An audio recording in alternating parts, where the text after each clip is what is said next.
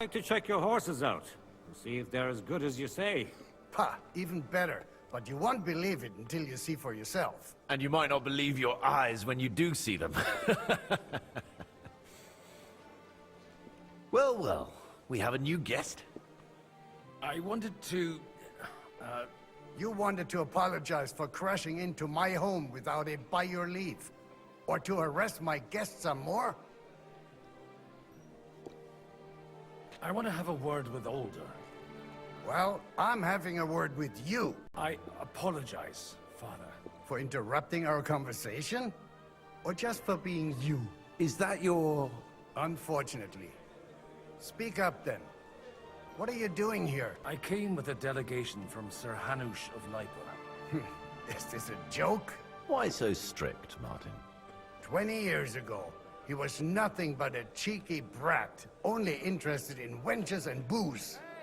I got him a place at the Archbishopric to have some sense beaten into his head. Only it wasn't long before they kicked him out. And then I find out he's settled in some backwater parish in Sassau. But he took his boozing and whoring along with him, lost everything, and then came creeping home again. Huh? Try saying it again a little louder. They might not have heard you in the outer courtyard. You have the impertinence to show me your face after the way you disgraced our whole family? You're exaggerating, like you've always done. Me? Exaggerating? You're the one who turned my home into a house of ill repute. Your whores wandering around as if they owned the place. Oh, actually, anything fun was strictly banned under your roof. But maybe you ought to try it yourself sometime. Then maybe you wouldn't be such a bitter old grouch. You're dishonoring your host. I can't dishonor someone who has no honor. If you had any, you'd be... That's enough! Christopher. You won't get away with those insults. I challenge you to a duel. I'm not happy about it, but I accept. This isn't how I imagined my first meeting with my brother. Make room for us. We'll just settle a very private matter. It's an honorable duel that was sneaky. Not bad for a priest. No, you don't.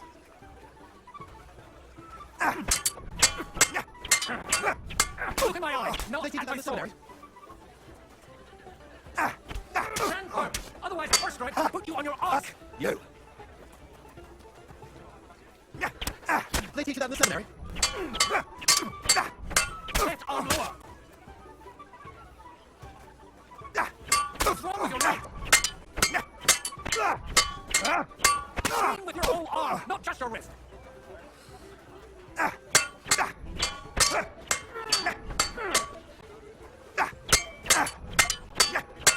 They teach you that in the seminary.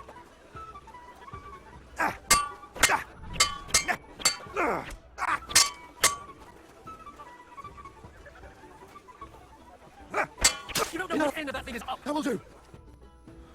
My God. Why did you learn to wield a sword like that? Father always said you were a good-for-nothing boozer. But you could teach sword fighting in a school. I was in a war. Right after they kicked me out of the Archbishopric. And you ought to know yourself. Not all the faults that Father sees are real. Aye. Well, I apologize for going off like that. I had to, so that... So Father would be satisfied. I know. Only he'll never be satisfied. The sooner you realize that, the better. I thought he was the way he was because his first son let him down. And he hoped at least his second would become something. Not at all. I remember him the same since I was a nipper. When I was 6 years old, I fell off a horse and broke my leg. He wouldn't talk to me for a week because I'd let him down. The first time he took me hunting, he let me starve for 3 days until I was able to shoot my first hare. Only 3 days. He got soft. I always wondered who you were. There was never much talk about you at home. Look, I really did fuck up everything I could. I brawled and boozed until they threw me out of my own parish. But now, I have a chance to put things to rights a little. And that's why you want to talk to Alder. I've got to get him on our side and to cooperate with us. Aren't we all on the same side? Maybe everyone's saying that. But it's time to put it into action. After your encounter with Father, it won't be easy to get to Alder. Actually, I don't think you should even attempt it. Unless you want to anger Father even more. What else can I do, though? I'll talk to him myself. He'll hear me out for sure. But you'll have to trust me. And tell me what it's all about. All right, then. You've heard Yob's plan, right? It's a nice idea, but we can't wait around without an army to back us up. Only no one's going to pay for one, because that would be an outright admission of rebelling against Sigismund. Alder's got some clout with the councillors and burghers who are loyal to Sigismund. If he agrees, they'll follow. I expect Alder's not the only one you're after. You got that right. Leave Alder to me. The plan sounds sensible, and he's no fool. I don't know how to thank you. You can drag me to a tavern sometime. Pa doesn't need to know about it. You're starting to sound like a brother. Sir Boche, I need to speak with you for a moment. A man hardly puts his cup to his lips, and someone comes along to put a flea in his ear. Yobs comes up with a plan as full of holes as a beggar's shoes, and now you're all jostling to win me over for him. On the contrary, I've come here with an idea how to improve it. Does that improvement include a few thousand men-at-arms? If not, you can go to the devil with it. A few thousand men-at-arms as a convincing argument. And 100 horsemen on top. Only in order to get them, we need coin. You've got my attention, but not my money yet. How can I persuade you? I need guarantees of security. I don't want to end up like Rutard. Of course. Once it comes to protecting property, ideals go out the window. You can talk, since you haven't got a pot to piss in yourself. If you were in my position, you'd think differently. I have a lot of property, lots of subjects to look after, and along with that, the Lord blessed me with a large family. I can't risk it all in a conflict with Sigismund. So you need guarantees that you won't be left standing in the cold if you openly oppose Sigismund. My guarantee is called Yitka. She's my niece. If I succeeded in marrying her off to another strong house, I'll have the certainty that I won't be left alone. Maybe it's enough to find a suitable groom among the allies. Perhaps someone of suitable standing who Yitka would also gladly accept. I don't want her to be unhappy. I believe Liechtenstein is single. And an uncertain party. Besides, he's inconvenient for Sigismund. Yitka could end up being a pawn to blackmail both of us. How about young Lord Capon? He's a youngster still.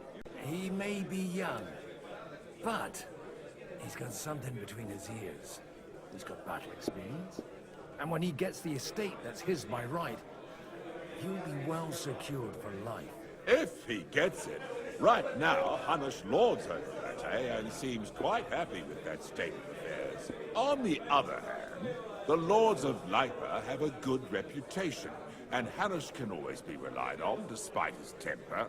Maybe it's not such a bad idea. So, will you support our plan? You're selling the skin of a boar that's still grunting. First, I want a confirmation that the wedding will take place, as soon as possible. And what if Lord Capon refuses? I don't care what the young lord thinks. Hanush is the one to decide. If he agrees, I'll be happy to support your plan.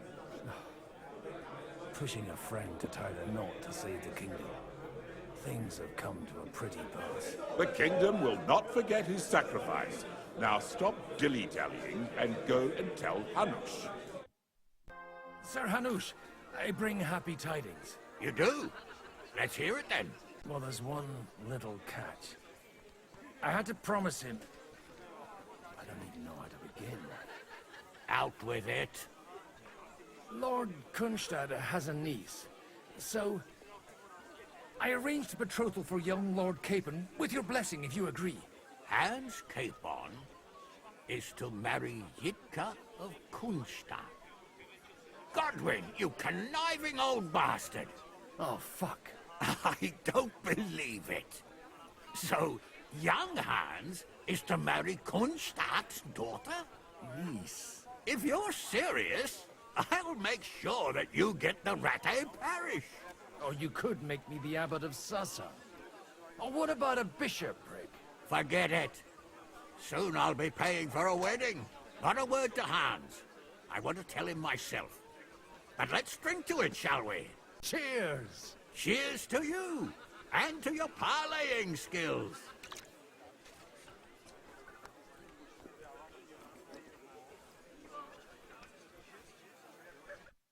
Sir Bochek, your niece Yitka can start preparing for her wedding. So Hanush agreed, without reservations. Indeed. Then I will fulfill my end of the bargain without reservation. Thank you, Lord of Kunstad. Enough formality. We'll have a drink. What do you say? Cheers to the beautiful Lady Yitka and the unhappy Lord King. Here's to a good bargain.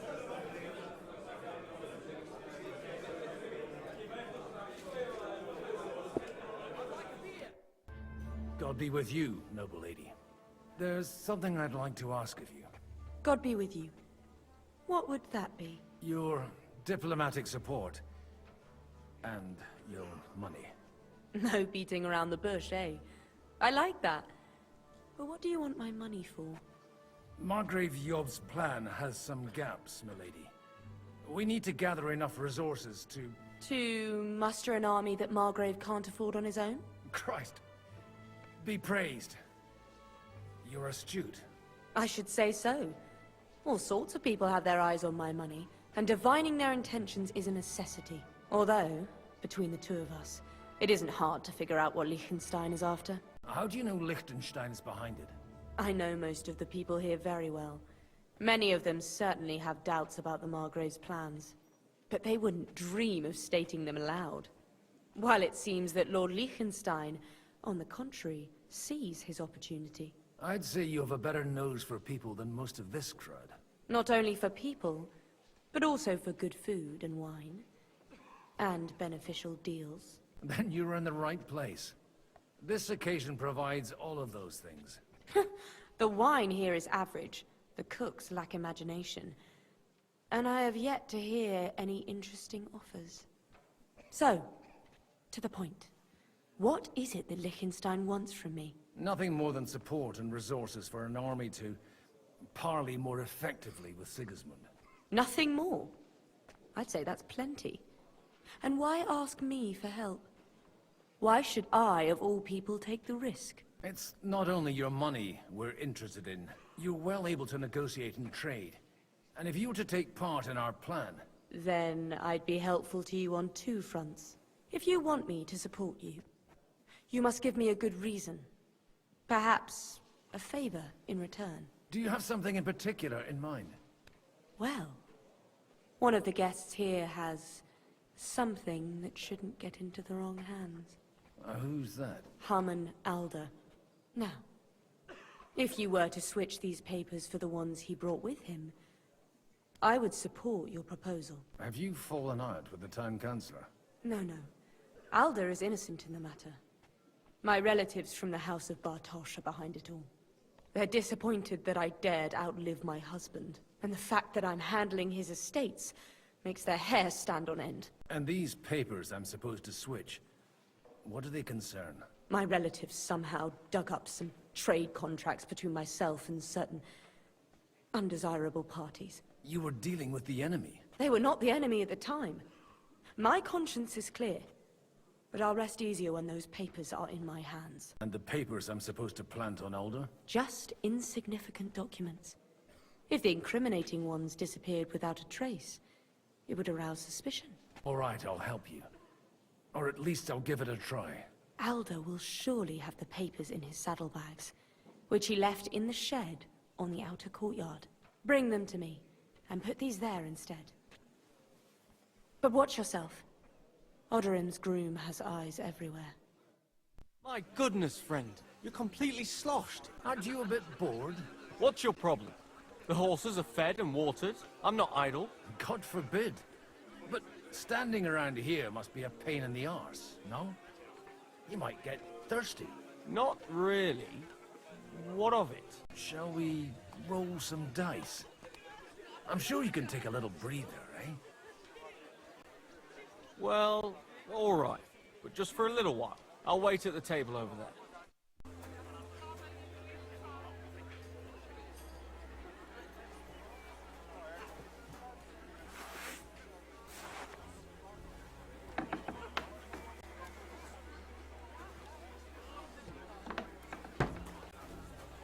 I've got those papers from Alder for you. Quiet! You don't have to announce it to everyone. Lady, with all the clamor going on here, I can hardly hear my own thoughts. Here they are. You're more capable than I expected. Thanks for the help. You're welcome. And now you're part of the bargain. As agreed. I will support Liechtenstein's proposal with both words and money. Thank you, noble lady. God will... Yes, quite. But let's drink to our bargain, Godwin. How could I refuse a toast with such a fine lady? To your health, Lady Anna. And to the success of our efforts. Gentlemen, I think we can raise our goblets to the successful conclusion of the negotiations. Is this supposed to be your secret weapon? Like I said, miracles happen where you least expect them. Tell me, Godwin of the House of Odorin, what news do you bring us? I bring nothing from the House of Odorin. But the widow of Waldstein and Sir Bocek of Kunstadt will support our cause. Both of them. Good heavens, what did you promise them? This is going to be a long story, and I could use a drink. So if you'll excuse me, my lords?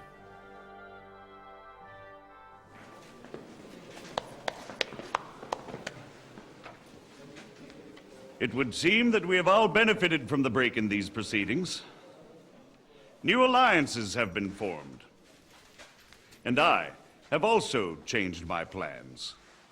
We shall still wait for Sigismund to withdraw his troops of his own accord, but we will wait with an army at our backs. Yes! Yeah. And how are we to raise an army? Wasn't it made clear at the meeting that no one wants to take the risk? The only thing made clear was that each of us alone is weak, and that we could not find common ground. But that has now changed.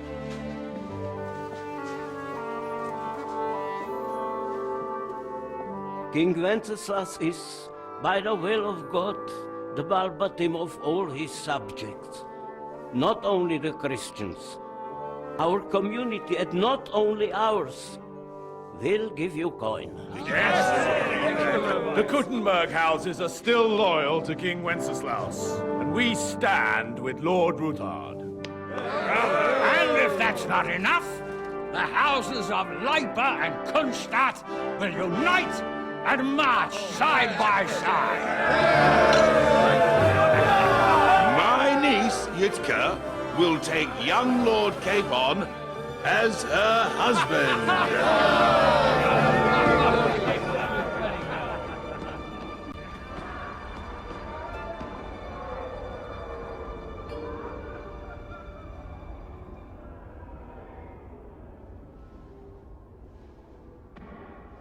Lords Kunstadt, Hanush, Radzig, and I will set out immediately. God willing, we will be back within 3 weeks, along with an army. Now those are words worthy of a nobleman. My friend, I still believe that words are more powerful than swords. And our words will ring in 1,000 voices to the glory of King Wenceslas.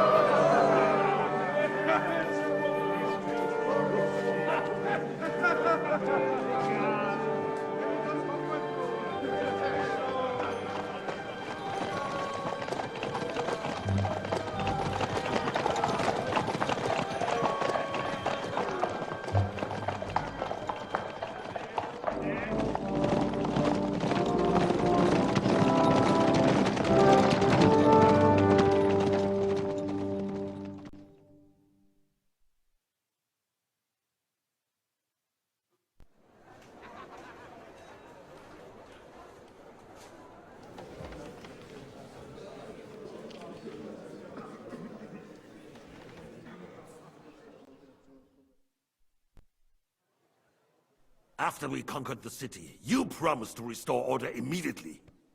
And then I find out things are even more disordered than before. Your Majesty, we are sorry. We will put it to rights. You've already said that. I want to hear real solutions. We will put more guards on the roads and toughen penalties. We can have a few captured bandits executed as an example to others. We do not care about bandits. We care about rebellious nobles and burghers. What will you do with them? How will you solve the chaos in the town administration, the rebellious miners, and the dismal yields? And how is it even possible that a rebellion against the king is smoldering here in the city? What do you mean, sire? I hear the resistance is coming from the Jewish quarter, from right under your noses. Why haven't you done anything? We don't know who is behind this. Without evidence, we cannot punish them. Otto von Berghoff did not ask questions in Prague either. He acted. And I advise you to do the same. Find a couple of wretches in a hole somewhere, point them to the Jewish quarter, and give them free rein to do anything. The city's Jewish community was and still is on Wencesla's side. They need a warning.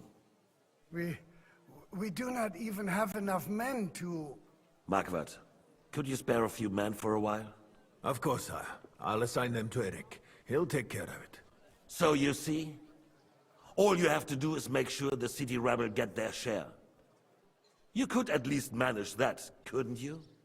And if the thought should cross your minds that you would get rid of the debts to the Jewish moneylenders this way, forget about it.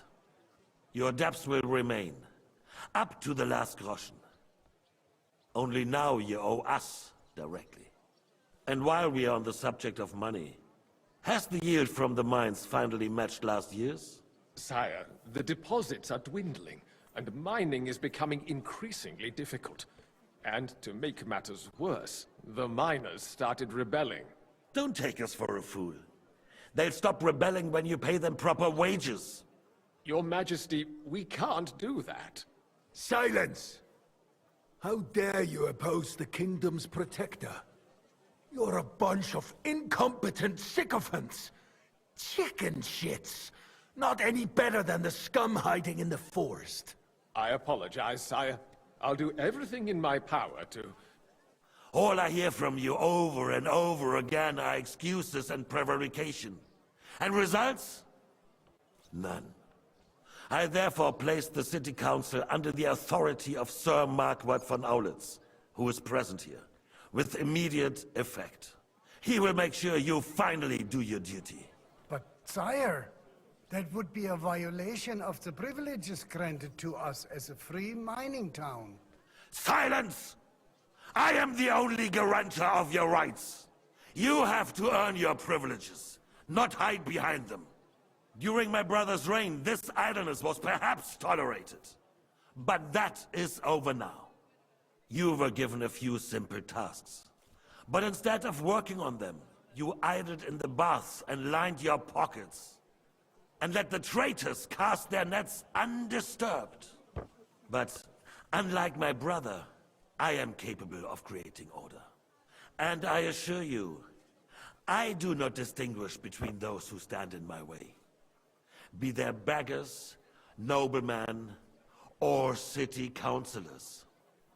You have 2 weeks to restore order in the city and increase mining output. I want clear results, and you answer only to me and Sir Marquardt von Aulitz now. No one else.